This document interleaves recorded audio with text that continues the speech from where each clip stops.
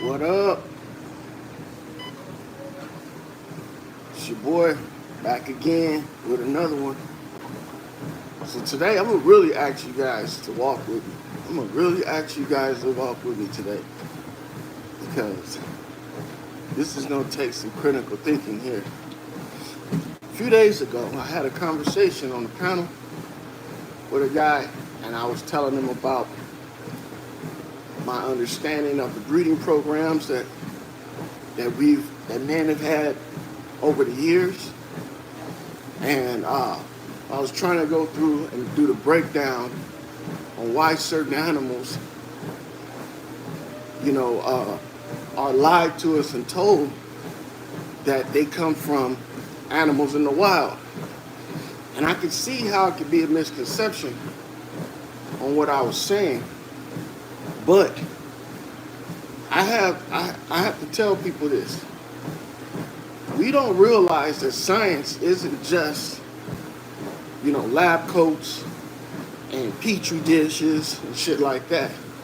It's also how people do things on a day-to-day basis. For instance, breeding dogs and shit. That's a science. And I know they've downgraded it all the way to a point where it's looked at like it's, just something you do on your pastime. But in actuality, it's a method of selective breeding that's done, by utilizing very particular techniques. Now, most people don't realize that artificial insemination didn't just start in the 21st century. This has been practiced all the way back to what they call the Stone Age. These earlier periods of time that they miraculously have some type of some type of record of that nobody else has. And see, this is how it's easy to hide these types of things, these types of technologies. It's because people don't really look into things, to the fullest. Now, when I was telling the guy yesterday about the animals, the two particular animals we were talking about were cats and dogs. And the reason why is because, believe it or not, cats and dogs were one of the first forms of biological weapons against other humans. Now, I know that seems weird because everybody has pets. Everybody has cats. But you got to recognize the mythology, not the mythology, the methodology of what a cat and a dog is. Now, most people will believe that dogs are the relatives of wolves. And for a long time, I believed the same thing. But what you don't understand is, it's just because something looks like another animal and, can be told, and a lot of people can be told that this animal is a descendant, doesn't mean that that animal is actually, what they say it is. For instance, the dog has always been said to be one of the relatives of the wolves. Now, I'm not saying that you can't get a dog and a wolf together and they can breed. Yes, that can happen. But that's not because they're relatives. That's because it's been a long practice of breeding and crossbreeding species. And the reason why is because these animals are utilized for their characteristics, not because of what they give to other people and do as a pet. So my whole thing about this is that the main goal of animals or pets, the domestication of animals and pets, was to benefit humans.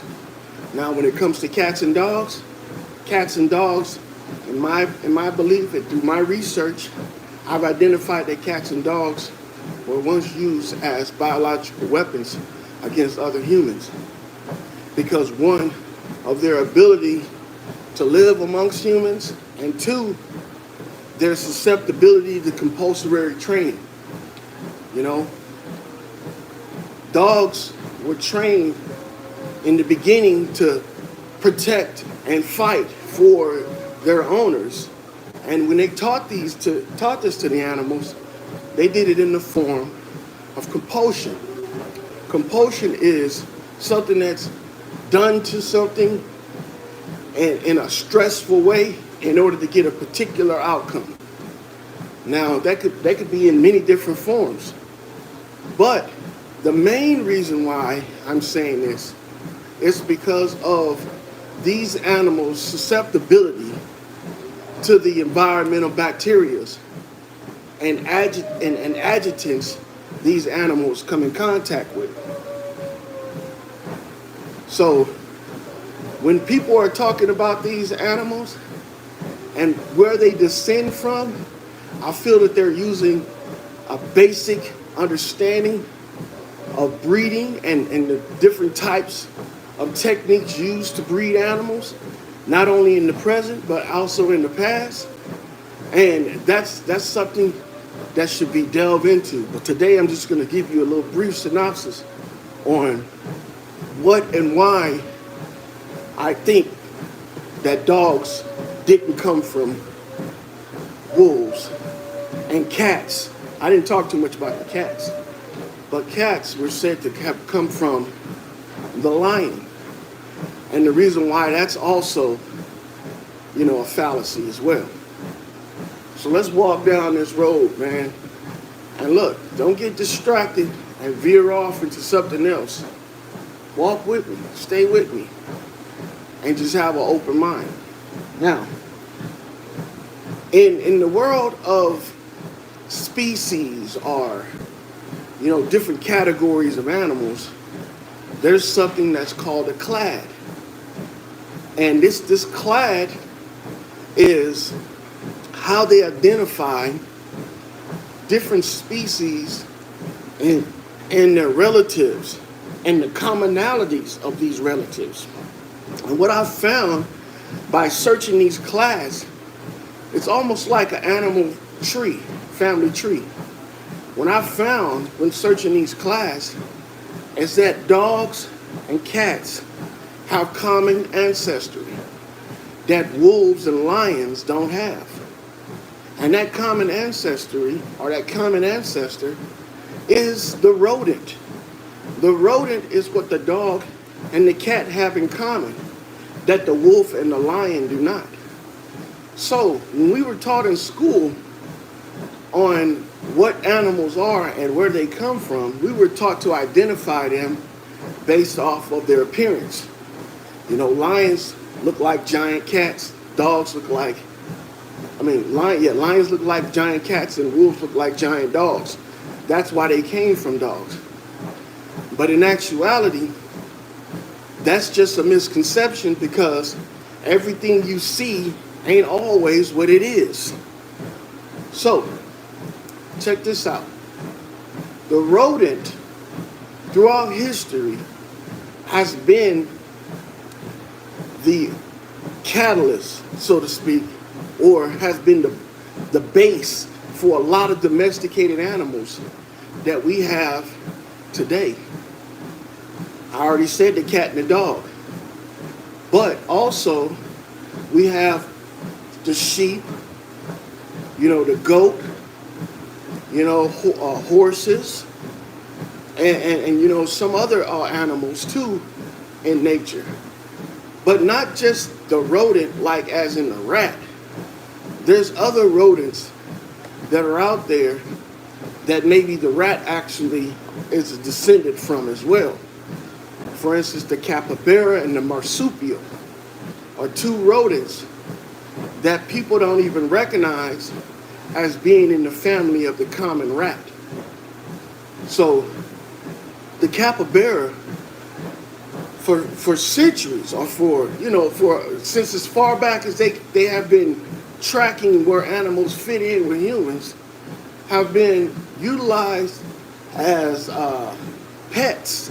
And still today, they still utilize its pet overseas. But believe it or not, the capybara is a giant rodent. And what makes this, important is that you can get other animals by breeding these giant rodents with animals of desired traits. Now, a lot of people ain't gonna talk about this because this is a dry subject. And a lot of people don't actually delve off into this stuff. But you get most of your animals by breeding them with different species. And we've been taught that different species can't breed with one another because of their genetics. But if you look at the history of genetics, that's even a theoretical science because they haven't been able to, isolate these things and utilize them to make different characteristics. For instance, utilizing just genetics to get a certain trait out of humans or animals. For instance, pigs with wings. Birds can't, breed with pigs, and that's not possible. But through genetics, they've said that every animal shares characteristics with one another. So why aren't these characteristics displayed? Well, it's because genetics doesn't explain everything about interbreeding or breeding with different species and interbreeding of those species. It only talks about the characteristics of the genes. What do you get when you have this gene? Which animals are sharing the same genes and stuff like that. But believe it or not, all animals, male and female, can be bred with other animals, male or female. For instance, a bird can be bred with a snake, and a snake can be bred with a cow, and a cow can be bred with a dog, and a dog can be bred with a human. Because the gestation period is the only thing that separates these animals from one another and their ability to conceive. Meaning that a dog gestation period is shorter than a cow's gestation period, and it's shorter than a human's gestation period. Meaning the time period that it takes for a human to have a baby, to grow inside of them. Now, why is that important? Well, because babies have to have a certain time frame to develop in the womb, and the womb has to produce certain things for that baby to have that time frame to grow. Now, ever since the technology of artificial insemination came along, that has never been a problem now. But before that, before we realized the technology of artificial insemination and the introduction of the artificial womb, these things were out of our reach. You couldn't crossbreed species because the animal that was having the baby, the gestation time frame would destroy the embryo, meaning that it would either not have enough time to develop, or it would take too much time for the species to develop, and it wouldn't be able to do so. Now, I know this sounds like a bunch of mumbo jumbo, or like this shit is just far-fetched, is way out there, but think about it. The time frame that it takes a woman to create a child, or a child to develop inside of a woman, is 9 months. The time frame for that to occur inside of a cow is 3 months. We're talking about 1/3 of the time frame that it takes a human to have a child. The cow has it, in that 1/3 period of time. We're talking about a large animal now versus a human and their size. Now, why is that? Because it deals with the female's ability to metabolize the baby. And it deals with metabolism as well. Because the baby has to grow and has to be given, certain nutrients by the mother in order for it to keep growing. Now, I know that seems like it's not true, but if you look into it, every species has a different time frame on how they have babies. Same thing with dogs and everything. If you can get around that obstacle of the time frame and the metabolism, which we have with artificial wombs, and this just didn't start in the 21st century. This stuff started back in ancient times, because we have an account of alchemy and the homunculus. And a lot of people don't do their research on this.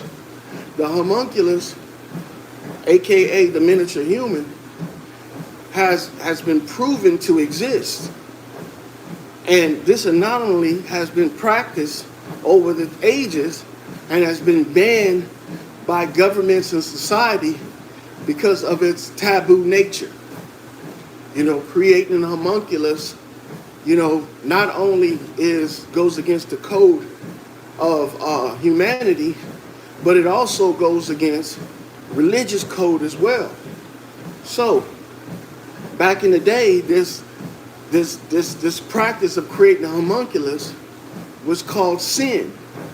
And the reason why it was called sin is not because it was evil, it was because of its synthetic means.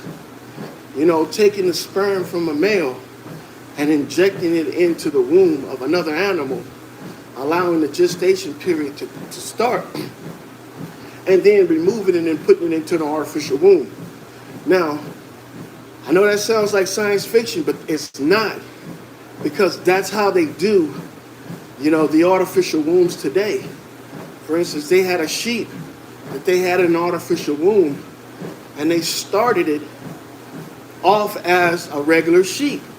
And they told us that they were utilizing this method in order to get around the, babies or the embryos or the offspring being born prematurely.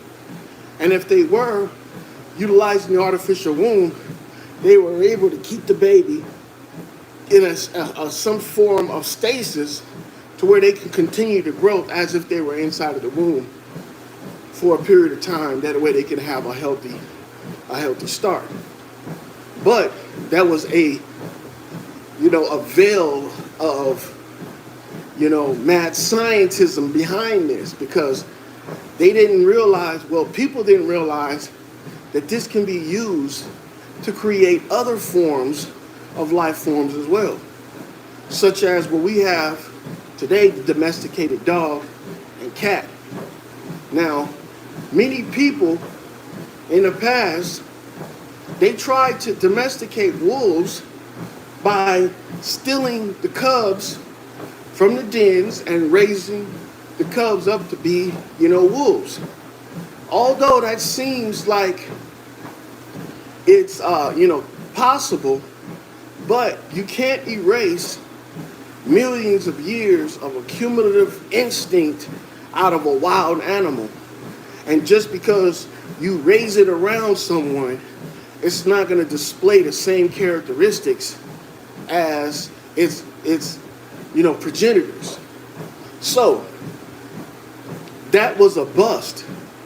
And they had to figure out a way how they can bring an animal similar to the wolf into folds of humanity, because all of the benefits that this, type of, connection or partnership would create.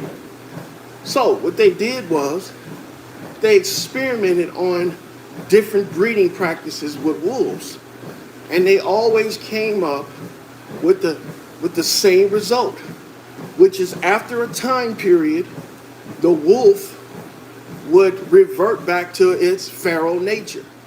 And the reason why that is because it has nothing to do with how you raise them or how you feed them. It has something to do with bacteria ecology. Now, back in the day, they didn't realize that bacteria actually cause certain behaviors in animals until they were able to isolate a certain bacteria that was prevalent throughout nature years ago and still is, but not as bad as it was back then. And that's rabies. So rabies is a bacteria that once it's introduced to a certain offspring becomes a hereditary factor in the way that animal exists or the way it thrives and communicates with other animals. So rabies is not something that's always fatal. It's just like an accumulative factor. Animals in nature, in nature all around us, have some form of rabies. And the reason why that is because rabies comes directly from nature. And all animals live in nature, so they coexist with this bacteria that's called rabies. And at some certain points, animals will develop severe cases of this. And what we have seen in human existence is that we've experienced all of the severe cases. Meaning, like, when an animal has rabies and we come in contact with it, it's usually because it has rabies as a severe case, not because it's a mild case of it and it's a case that these animals can live with. So we've learned to identify that rabies is a bad thing for animals, especially those that are domesticated.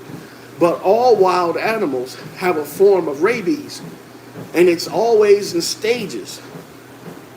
You got the primary, secondary, to tertiary, and then, no, not to tertiary, we have the third, and then we have the tertiary phases. By the time we come in contact with rabies in the human world, it's always the tertiary stage where the animal acts out of character, because all animals in nature live a solitude life, a solitary life, meaning that they don't come in contact with humans as much, and they avoid other animals because of predatory natures. Now, the rabies that a wolf has, which they've always had, makes them feral, meaning that they're very aggressive towards other animals, and as well as humans. And this is passed on to their cubs through in vivo or in vitro. That means in the process of the baby growing inside of the womb, or the cubs growing inside of the mother. And that's passed on to the baby. Now, if you don't know that an animal has rabies, whether it be first stage, second stage, third stage, or tertiary stage, when it gets to the third and fourth stage, you will know that animal has rabies because it'll act out viciously towards you. And this is usually where the wolf and most wild animals are at. They're at the second and third stage. But when it gets to the fourth stage is when the body starts to break down and the animal is veering towards death. And that's a severe stage as well. And we rarely ever see that because these animals keep this bacteria or this virus called rabies at bay by using certain types of inherited, instincts that they've learned from their parents. How we eat herbs and vegetables and meat to sustain ourselves, they do the same thing.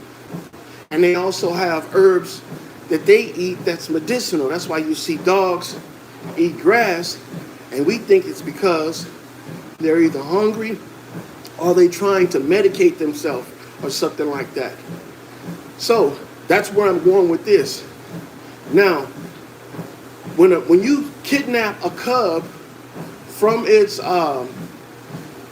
mother and you bring it home, the first thing they do to these cubs is vaccinate them, is give them shots in order to fight off these bacteria and to cause them to, become more docile because those bacteria aren't affecting them the way it would if they didn't have antibiotics distemper, and all these other vaccines to fight it off.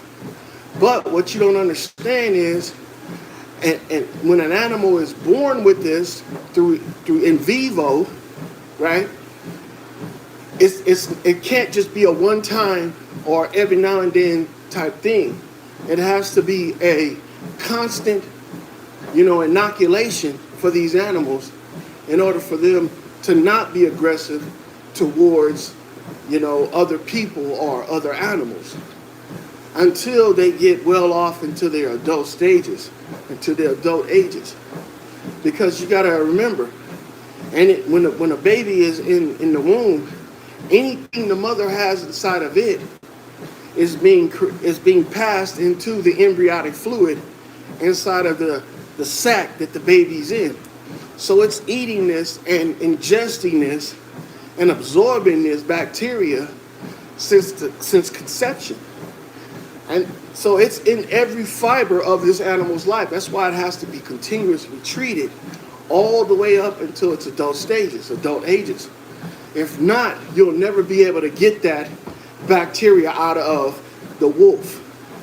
And this is something that people don't do. We don't continuously vaccinate the animals all the way up until they're adults, meaning that it has to be a continuous thing. It's almost like if you go on a diet, you're not going to eat, vegetables one day and then say my diet's over the next day and eat regular junk food and just keep flip-flopping, because that's not going to work. Same thing with these animals that they bring in. They start a vaccination program with them. The program isn't continuous. It's almost like it's scheduled, but not continuous. It has to be a continuous thing all the way up until they're an adult, either daily, weekly, you know what I'm saying? But it has to be a continuous thing. Now, that's so that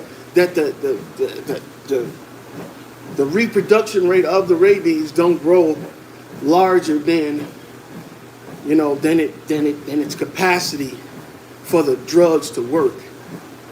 That's what I'm trying to get around to.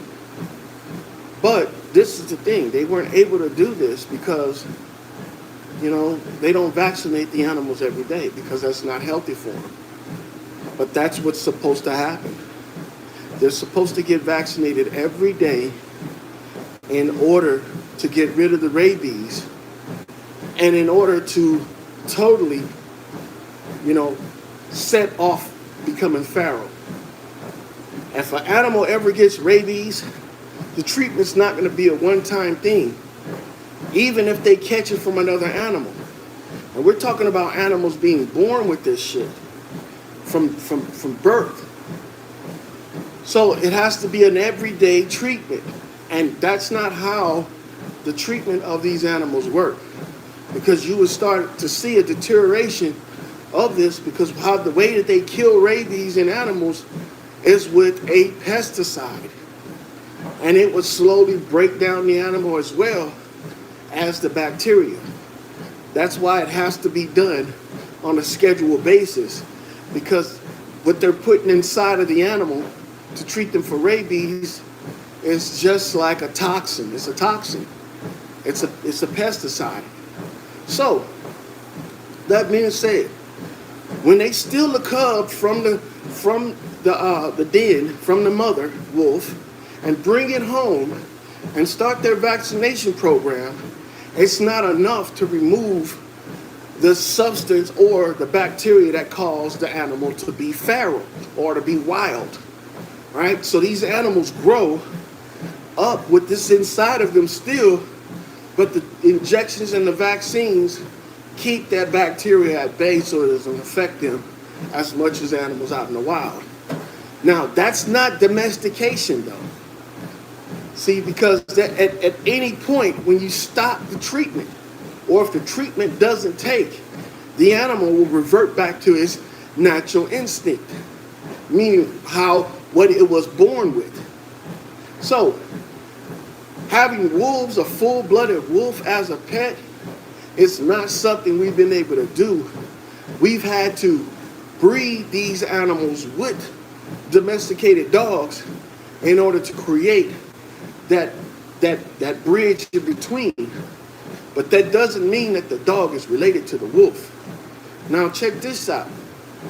A lot of people say that there's wolves in captivity that get along with humans.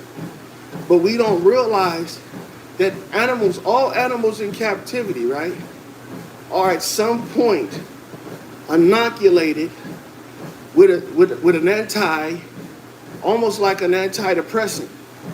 And this is either put in their food or their water to keep them docile. It's almost like a tranquilizer. And if you ever watch these animals, at some point, if they're not on a proper regimen of this tranquilizer, or they ever, miss a treatment, these animals will act differently. Because you go to a zoo and you have lions and tigers and gorillas and shit. Do you think that a man-made cage, can hold these animals indefinitely without taking any damage over long periods of time, without some type of tranquilizer or depressant to keep these animals, docile? Because a gorilla, there's never been a way to measure a gorilla's strength, and there's no way you're going to be able to put a piece of glass in between you and an animal with unmeasured strength and be able to keep him there and that glass just stay pristine and clean. I know they say it's bulletproof glass and all that shit, but still, you're talking about that glass is held up with concrete and rebar, which can be bent and easily destroyed by a gorilla. Same thing with a lion. You think a cage made of iron and steel is going to be able to hold this animal if it really wants to get out, knowing that it's really overpowering and it can overpower its environment? They have to tranquilize these animals and keep them at that state for long periods of time. If they didn't, these animals would turn on each other and would kill each other, even their mates and their babies, because they would develop a certain type of mentality being in captivity versus being in the wild. And this has been proven. That's why the early zoos, the animals would die way earlier than they do now today, because they didn't have a program set up to tranquilize, to depress these animals and their natural instincts. Now they do. There was a wolf that was in captivity, lived in captivity for 20 years. When they caught the wolf, it was an adolescent, meaning it was a young wolf. It was a female. This young wolf, they didn't know the definite age of it. So they kept it in captivity for 20 years.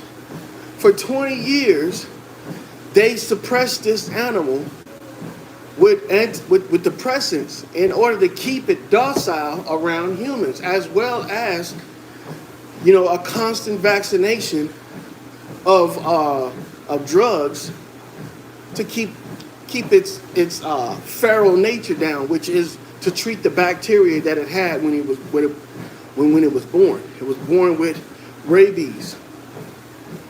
So, the long story short, right? Zoos only exist because depressants and tranquilizers exist. Without that, these animals would not live around humans and wouldn't tolerate being in captivity. There's been cases where wolves would get snared and they would chew their arm off to escape the snare, knowing it was certain death, that after they escaped, that they would eventually die. But that's the feral nature of these animals. The same thing with rodents, the same thing with large animals and everything. Gorillas would fight to the death, to prevent being captured and captured. And this is how most of these animals, if not tranquilized, would end up if they came in contact with humans that were trying to take them into captivity. They would rather die than to be captured. So, The whole story about this was actually about the dog. But me talking about this is a great prelude to learning about how animals were treated back in the day and to see how that they are being interacted with today. Because believe it or not, these animals, they're not relatives. The dog is not a relative of the wolf, and the cat is not a relative of the lion. So if you want to find out more about this, I have lots of information on it. But the first thing you need to look into is class, CLADE, and find out, how that works. And you can find the different relatives these animals have in common. And the one relative that the cat and the dog have in common is the rodent or the rat. So wolves aren't related to rats, and they don't have rodent characteristics. At least in their anatomy, they don't. So until next time, we're going to go into the name of this animal. The next time I talk about this, I'm going to go into the name of this animal to prove that the dog and the cat are closely related to the rodent. All right? Because they still use this animal today to create certain animals in nature that are domesticated, whether it be dogs or it be herd animals like the goat. So appreciate you guys for showing up. Like, share, subscribe, hit that like button. And hey man, leave a comment. Let me know what you think. Because this is very real. These animals were considered biological weapons back in the day because of their ability to interact with bacteria and live amongst humans and us not know it. So until next time,